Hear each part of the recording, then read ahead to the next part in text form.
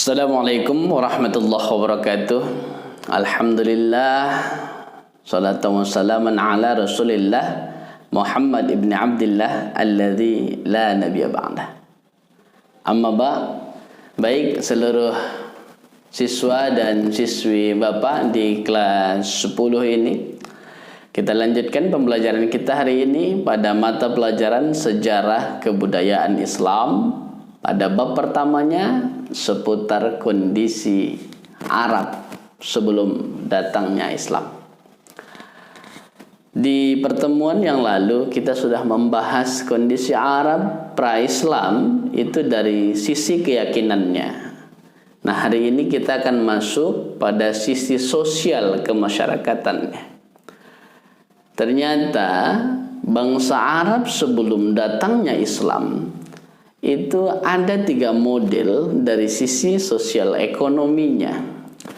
Ada masyarakat yang tinggal di pegunungan di tengah-tengah jazirah Arab yang kondisi geografis alamnya itu adalah pegunungan. Maka masyarakat di sini hidupnya nomaden, berpindah-pindah dia. Untuk memenuhi kehidupannya, dia sering pindah dari satu tempat ke tempat yang lain. Itu yang tinggal di pegunungan. Yang kedua, ada masyarakat Arab itu yang tinggalnya di pedalaman, ya, jauh dari perkotaan. Ini sering disebut sebagai bangsa Badui yang tinggal di pedalaman. Dan orang-orang Badui ini dari sisi ekonominya, mereka itu menghidupkan ternak, ya. Ada yang ternak domba, ada yang ternak unta, dan beragam ternak yang bisa mereka kembangkan sebagai usaha mereka untuk memenuhi kebutuhan hidupnya. Lalu yang ketiga, ada bangsa yang atau golongan yang menekunkan kesehariannya itu dengan bertani. Siapa mereka? Itu mereka yang tinggal di daerah sekitar Taif. Taif ini dalam catatan sejarah adalah daerah yang subur, yang masyarakat di situ bisa memanfaatkan alamnya, tanahnya untuk bercocok tanam. Ada yang nanam sayur, ada yang nanam buah, dan inilah keseharian mereka. Dan terakhir keempat, ada masyarakat kota. Para ahli sejarah menyebut ini ahlul hadar, orang yang ahli dalam lingkungan orang-orang yang ramai. Biasanya ahlul hadar atau para pedagang ini, dia bukan hanya berdagang di daerah pasar Ungkas, ya. Ada di kota Mekah itu pasar yang sangat dikagumi, namanya pasar Ungkas. Di pasar Ungkas ini adalah tempat para pedagang mencari nafkahnya. Namun ternyata para pedagang Mekah di zaman sebelum Islam pun mereka memang sudah ahli dalam berdagang.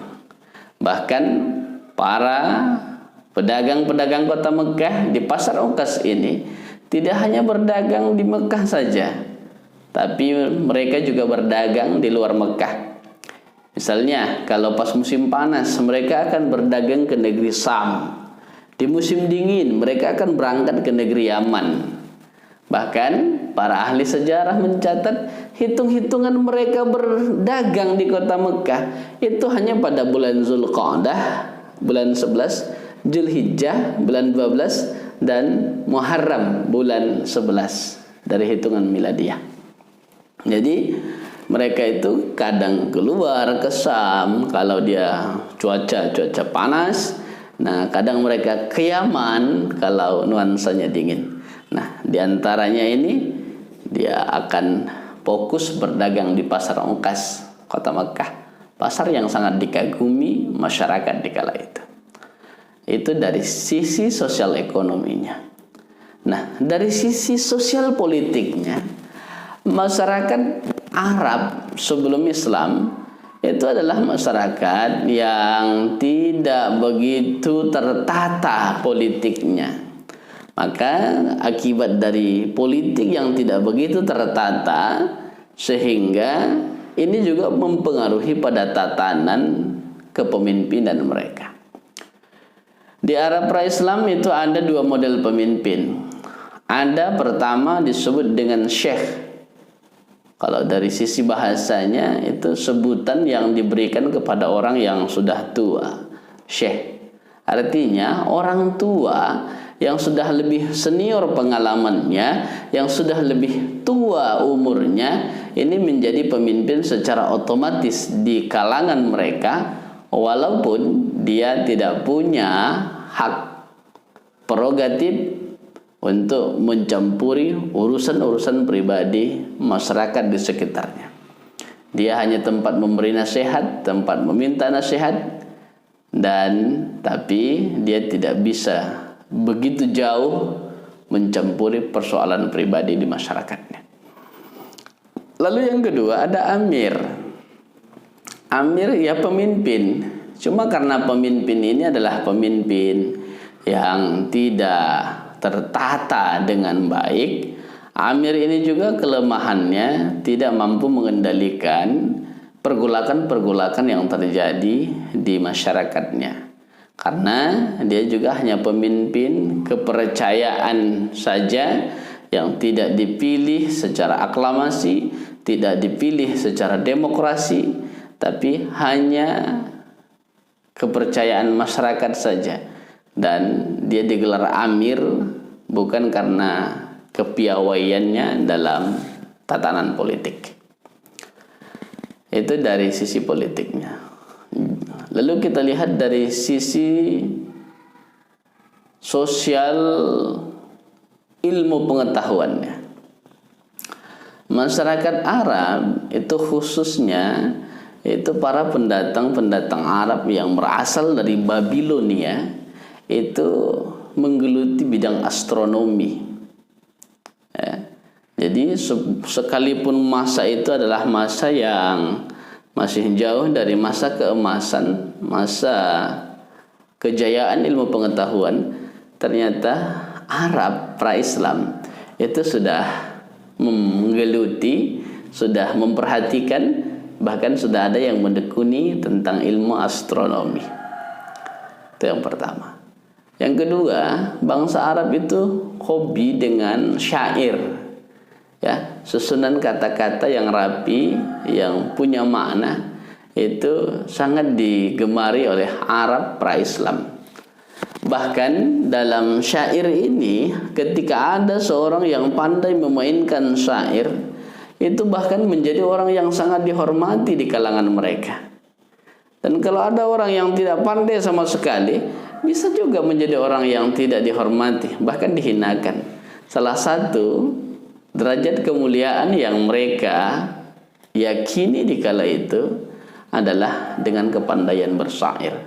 Maka masyarakat Arab pra-Islam itu sangat cinta dengan syair. Bahkan kalau ada di kota Mekah suasana-suasana pasar seperti di Ukas, di Mujinnah, di pasar Zulmajaz ada, dan ini sering akan dijumpai para penyair-penyair yang sedang melantunkan syair-syairnya, ya, di pasar Ukas, di pasar Mujinnah, di pasar Zulmajaz. Ketiga pasar ini itu sering didatangi oleh para penyair-penyair untuk menunjukkan kehebatannya dalam mengolah kata-kata. Selain syair, bangsa Arab juga sangat memperhatikan ilmu komunikasi, khususnya pidato. Ya. Masyarakat Arab itu karena gemar dengan syair, gemar dengan mengolah kata-kata, bahasa, maka mereka juga banyak yang ahli mimbar, ahli pidato. Terlepas dari apa isi materi pidatonya, apakah itu terkait ketuhanan atau tidak, akan tetapi setiap manusia yang pandai berdiri di atas mimbar menyampaikan kata-kata dengan pidatonya, ini menjadi salah satu tolok ukur manusia itu dimuliakan atau dihinakan di kalangan Arab.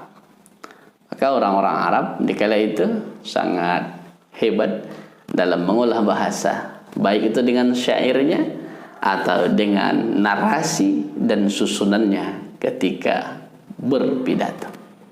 Inilah kondisi bangsa Arab di kala itu. Kalau kita lihat dari sisi tatanan sosial ekonomi, sosial politik, dan ilmu pengetahuan yang sudah berkembang di kala itu. Baik, demikian materi kita pada pertemuan kali ini.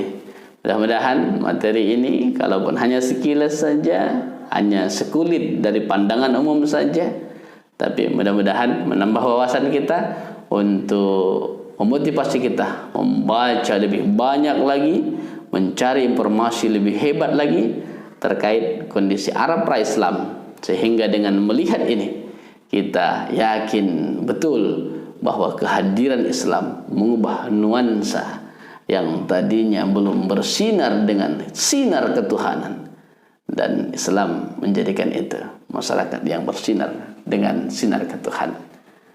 Baik, demikian. Assalamualaikum warahmatullahi wabarakatuh.